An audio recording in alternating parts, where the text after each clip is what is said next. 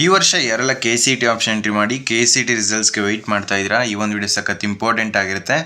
ನಿಮ್ಮ KCET first round provisional result ಯಾವಾಗ announce ಆಗುತ್ತೆ, ಅದನ್ನು ಯಾವ ರೀತಿ ಚೆಕ್ ಮಾಡ್ಕೊಳ್ಳೋದು, ಮತ್ತು ಮಾಕ್ ರೌಂಡಲ್ಲಿ ಸಿಕ್ಕಿದ seat first round provisional result ಅಥವಾ ಫಸ್ಟ್ ರೌಂಡ್ ಫೈನಲ್ ರಿಸಲ್ಟಲ್ಲಿ ಸಿಗುತ್ತಾ, ಮತ್ತು ಪ್ರಾವಿಷನಲ್ ರಿಸಲ್ಟ್ಗೂ ಫಸ್ಟ್ ರೌಂಡ್ ಫೈನಲ್ ರಿಸಲ್ಟ್ಗೂ ಇರೋ ಡಿಫ್ರೆನ್ಸ್ ಏನು, ಮತ್ತು ರಿಸಲ್ಟ್ನ ಯಾವ ರೀತಿ ಚೆಕ್ ಮಾಡೋದು, ಈ ರೀತಿ ಡೌಟ್ಸ್ ಇರುತ್ತೆ ಅಲ್ವಾ.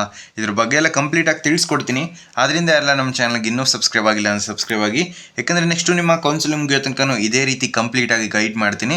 ಇದ್ರ ಜೊತೆಗೆ ನೆಕ್ಸ್ಟ್ ಏನೆಲ್ಲ ಸ್ಕಾಲರ್ಶಿಪ್ಸ್ ಬರುತ್ತೆ ಅದ್ರ ಬಗ್ಗೆನೂ ಅಪ್ಡೇಟ್ ಇರುತ್ತೆ. ಸೊ ಯಾರೆಲ್ಲ ಸಬ್ಸ್ಕ್ರೈಬ್ ಆಗಿಲ್ಲ ಸಬ್ಸ್ಕ್ರೈಬ್ ಆಗಿ. ಮತ್ತು KCET ಮಾಕ್ ರಿಸಲ್ಟ್ ನಿಮಗೆ ಯಾವ ಕಾಲೇಜು ಯಾವ ಬ್ರ್ಯಾಂಚ್ ಸಿಕ್ಕಿದೆ ಕಮೆಂಟ್ ಬಾಕ್ಸಲ್ಲಿ ತಿಳಿಸಿ, ನೋಡೋಣ ನಿಮ್ಮ ಫ್ರೆಂಡ್ಸ್ಗೂ ಕೂಡ ಅದೇ ಕಾಲೇಜಲ್ಲಿ ಸಿಕ್ಕಿದೆಯಾ ಅಂತ. ಸೊ ಬನ್ನಿ ಫ್ರೆಂಡ್ಸ್, ವಿಡಿಯೋನ ಶುರು ಮಾಡೋಣ. ಇನ್ನೊಂದು ಇಂಪಾರ್ಟೆಂಟ್ ವಿಷಯ, ಇಂಜಿನಿಯರಿಂಗ್ ಜಾಯ್ನ್ ಆಗ್ತಿರೋ ಸ್ಟೂಡೆಂಟ್ಸ್ಗೆ ಈ ಒಂದು ಗೋಲ್ಡನ್ ಅಪರ್ಚುನಿಟಿನ ಮಿಸ್ ಮಾಡ್ಕೋಬೇಡಿ. ಈ ಒಂದು ಎಕ್ಸಾಮ್ ಬರೆದ್ರೆ ಸಾಕು, ನಿಮಗೆ ಅಪ್ ಟು 2 lakhs ತನಕ ಸ್ಕಾಲರ್ಶಿಪ್ ಜೊತೆಗೆ ಫ್ರೀ ಮ್ಯಾಕ್ ಬುಕ್ ಕೂಡ ಸಿಗ್ಬೋದು.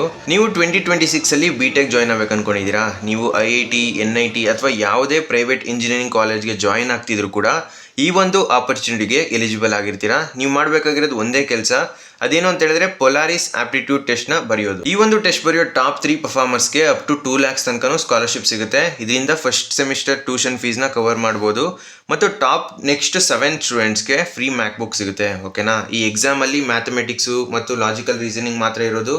ಕಾಂಪಿಟೇಟಿವ್ ಎಕ್ಸಾಮ್ಸ್ ಥರ ನೀವು ಪ್ರಿಪೇರ್ ಆಗಬೇಕು ಆ ಥರ ಏನಿಲ್ಲ. ಸೊ ಅಪ್ಲೈ ಮಾಡೋದಕ್ಕೆ ಲಾಸ್ಟ್ ಡೇಟು July 15. ಹಾಗಾಗಿ ಯಾರು ಕೂಡ ವೆಯ್ಟ್ ಮಾಡಬೇಡಿ, ಆದಷ್ಟು ಬೇಗ ಈ ಒಂದು ಸ್ಕಾಲರ್ಶಿಪ್ಗೆ ಎಲಿಜಿಬಲ್ ಮಾಡ್ಕೊಳ್ಳಿ. ಲಿಂಕ್ ಡಿಸ್ಕ್ರಿಪ್ಷನ್ಲಿ ಮತ್ತು ಕಮೆಂಟ್ ಬಾಕ್ಸಲ್ಲಿ ಕೊಟ್ಟಿರ್ತೀನಿ, ಹೋಗಿ ಈಗಲೇ ರಿಜಿಸ್ಟರ್ ಮಾಡ್ಕೊಳ್ಳಿ. ಈಗ ವಿಡಿಯೋನ ಕಂಟಿನ್ಯೂ ಮಾಡೋಣ. ಮೊದಲನೇದಾಗಿ ನಿಮ್ಮ ಈಗ ಏನು ಪ್ರಾವಿಷನಲ್ ರಿಸಲ್ಟ್ ಅಂತ ಅನೌನ್ಸ್ ಆಗುತ್ತೆ ಅದು ನಿಮಗೆ 14ನೇ ತಾರೀಕು ಅನೌನ್ಸ್ ಮಾಡ್ತಾರೆ. ಅದಾದಮೇಲೆ 15ನೇ ತಾರೀಕು ನಿಮಗೆ first round final allotment result ಬರುತ್ತೆ. ಓಕೆನಾ.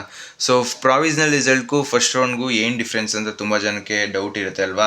ಸೊ ಆಲ್ಮೋಸ್ಟ್ 99% ಪ್ರಾವಿಷನಲ್ ರಿಸಲ್ಟಲ್ಲಿ ಏನು ಸಿಗುತ್ತೆ ಅದು ಫೈನಲ್ ರಿಸಲ್ಟಲ್ಲಿ ಸೇಮ್ ಇರುತ್ತೆ. ಓಕೆನಾ. ಸೊ ಪ್ರಾವಿಷನಲ್ ರಿಸಲ್ಟಲ್ಲಿ ಈಗ ಕೆಲವೊಂದಷ್ಟು ಸ್ಟೂಡೆಂಟ್ಸ್ಗೆ ಏನಾಗಿರುತ್ತೆ ಅಂದರೆ ಸಾಫ್ಟ್ವೇರ್ ಏನಾದರೂ ಮಿಸ್ಟೇಕ್ಸ್ ಗ್ಲಿಚಸ್ಸಿಂದ ಇರ್ಬೋದು, ಅಥವಾ ಸಾಫ್ಟ್ವೇರ್ ಏನಾದರೂ ಪ್ರಾಬ್ಲಮಿಂದ ಕೆಲವೊಬ್ಬರಿಗೆ ಈಗ ಕಾಲೇಜ್ ಕಟ್ ಆಫು 30,000 ಇರುತ್ತೆ, ಆ ಒಂದು ಸ್ಟೂಡೆಂಟ್ ರ್ಯಾಂಕು 20,000 ಇದ್ರೂ ಕೂಡ ಕೆಲವೊಂದು ಮಿಸ್ಟೇಕ್ಸಿಂದ ಆ ಒಂದು ಕಾಲೇಜ್ ಅವನಿಗೆ ಸಿಕ್ಕಿರಲ್ಲ, ಅಲಾಟ್ ಮಾಡಿರಲ್ಲ. ಸೊ ಆವಾಗ ಕಟ್ ಆಫ್ ರಿಲೀಸ್ ಮಾಡಿದಾಗ ನೀವು KEAಗೆ ಮತ್ತೆ ಆ ಒಂದು ಮಿಸ್ಟೇಕ್ನ ಅವರು ಮೇಲ್ ಮುಖಾಂತರ ಇರ್ಬೋದು, ಅಥವಾ ನೀವು ಹೆಲ್ಪ್ ಲೈನ್ ನಂಬರ್ಗೆ ಕಾಲ್ ಮಾಡಿ ತಿಳಿಸೋದ್ರಿಂದ ಇರ್ಬೋದು. ಸೊ ಇದನ್ನು ನೀವು ಇನ್ಫಾರ್ಮ್ ಮಾಡಿದಾಗ ಅವರು ಫೈನಲ್ ರಿಸಲ್ಟಲ್ಲಿ ಅದನ್ನು ಕರೆಕ್ಷನ್ಸ್ನ ಮಾಡಿ ನಿಮಗೆ ಹೊಸದಾಗಿ ರಿಸಲ್ಟ್ನ ಅನೌನ್ಸ್ ಮಾಡ್ತಾರೆ. ಓಕೆನಾ. ಅದು ಬಿಟ್ಟರೆ ಮಿಕ್ಕಿದರೆ ಎಲ್ಲರಿಗೂ ಕೂಡ ಏನು ಪ್ರಾವಿಷನಲ್ ರಿಸಲ್ಟಲ್ಲಿ ಬಂದಿರುತ್ತೆ, ಸೊ ಕಟ್ ಆಫ್ಗಿಂತ ನಿಮ್ಮ ರ್ಯಾಂಕು ಮ್ಯಾಚ್ ಆಗಿ ಕರೆಕ್ಟಾಗಿ ರಿಸಲ್ಟ್ ಅನೌನ್ಸ್ ಆಗಿತ್ತು ಅಂದರೆ ನಿಮಗೆ ಯಾವುದೇ ರೀತಿ ಚೇಂಜಸ್ ಇರೋದಿಲ್ಲ. ಓಕೆನಾ. ಸೊ ಪ್ರಾವಿಷನಲ್ ರಿಸಲ್ಟು ನಿಮಗೆ 14ನೇ ತಾರೀಕು, ಸೊ ಆಲ್ಮೋಸ್ಟ್ ಒಂದು 11-12 ಈ ರೀತಿ ಅನೌನ್ಸ್ ಆಗ್ಬೋದು ಈ ಒಂದು ಟೈಮಲ್ಲಿ. ಸೊ ಯಾರೆಲ್ಲ ನಮ್ಮ ವಾಟ್ಸಪ್ ಚಾನಲ್ಗೆ ಜಾಯ್ನ್ ಆಗಿಲ್ಲ ಜಾಯ್ನ್ ಆಗಿ, ಅಥವಾ ನಮ್ಮ ಚಾನಲ್ಗೆ ಸಬ್ಸ್ಕ್ರೈಬ್ ಆಗಿದ್ರೆ ಸಾಕು. ರಿಸಲ್ಟ್ ಬಿಟ್ಟ ತಕ್ಷಣ ನಿಮಗೆ ವಿಡಿಯೋ ಮಾಡೋದ್ರಲ್ಲಿ ಅಥವಾ ಪೋಸ್ಟ್ ವಾಟ್ಸಪ್ಪಲ್ಲಿ ಮಾಡೋದ್ರ ಮುಖಾಂತರ ನಿಮಗೆ ತಿಳಿಸ್ಕೊಡ್ತೀನಿ. ಸೊ ಯಾವುದೇ ರೀತಿ ಗಾಬರಿ ಬೇಡ. ಸೊ ಫಸ್ಟ್ ರೌಂಡ್ಗೂ ಮತ್ತು ಮಾಕ್ ರೌಂಡ್ಗೂ ಕಟ್ ಆಫು ವೇರಿಯೇಷನ್ಸ್ ಆಗ್ಬೋದಾ, ಈಗ ಮಾಕ್ ರೌಂಡಲ್ಲಿ ಯಾವುದೋ ಒಂದು ಸೀಟ್ ಸಿಕ್ಕಿದೆ, ಸೊ ಫಸ್ಟ್ ರೌಂಡಲ್ಲೂ ಅದೇ ಸೀಟ್ ಸಿಗುತ್ತಾ, ಈ ರೀತಿ ಡೌಟ್ಸ್ ಇರುತ್ತೆ ಅಲ್ವಾ.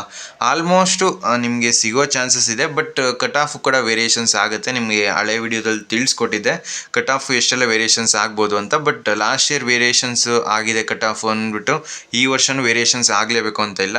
ಸೊ ನೋಡೋಣ ಎಷ್ಟು ಸ್ಟೂಡೆಂಟ್ಸ್ಗೆ ಲಾಸ್ಟ್ ಮಾಕ್ ರೌಂಡಲ್ಲಿ ಸಿಕ್ಕಿದ್ದು ಫಸ್ಟ್ ರೌಂಡಲ್ಲಿ ಸಿಗುತ್ತೆ ಅಂತ. ಆಲ್ಮೋಸ್ಟು ಕೆಲವೊಂದು ಸ್ಟೂಡೆಂಟ್ಸ್ಗೆ ಈಗ ಟಾಪ್ ಕಾಲೇಜಲ್ಲಿ ಸ್ವಲ್ಪ ವೇರಿಯೇಷನ್ಸ್ ಆದರೂ ಆಗ್ಬೋದು, ಯಾಕಂದರೆ ಕೆಲವೊಂದು ಸ್ಟೂಡೆಂಟ್ಸ್ ಏನು ಮಾಡಿರ್ತಾರೆ ಅಂದರೆ ಟಾಪ್ ಕಾಲೇಜಲ್ಲಿ ಎಲ್ಲ ಬ್ರಾಂಚಸ್ಸು ಹಾಕ್ಬಿಟ್ಟಿರ್ತಾರೆ. ಸೊ ಅವರು ಬ್ರಾಂಚ್ ವೈಸ್ ಆಪ್ಷನ್ ಎಂಟ್ರಿ ಮಾಡಿರಲ್ಲ, ಕಾಲೇಜ್ ವೈಸ್ ಮಾಡಿರ್ತಾರೆ. ಸೊ ಆವಾಗ ಈಗ ಮಾಕ್ ರೌಂಡ್ ಏನು ರಿಸಲ್ಟ್ ಬರುತ್ತೆ ಅದರಲ್ಲಿ ಗೊತ್ತಾಗಿರುತ್ತೆ ಏನೆಲ್ಲ ಮಿಸ್ಟೇಕ್ಸ್ ಮಾಡಿರ್ತಾರೆ ಅಂತ.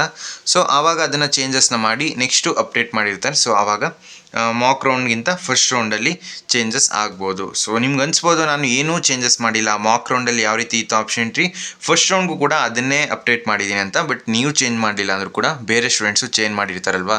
ಸೊ ಈ ಒಂದು ರೀಸನಿಂದ ಅದು ಮಾಕ್ ರಿಸಲ್ಟ್ ಏನು ಸಿಕ್ಕಿರುತ್ತೆ ಅದು ಫಸ್ಟ್ ರೌಂಡಲ್ಲಿ ವೇರಿಯೇಷನ್ಸ್ ಆದರೂ ಆಗ್ಬೋದು.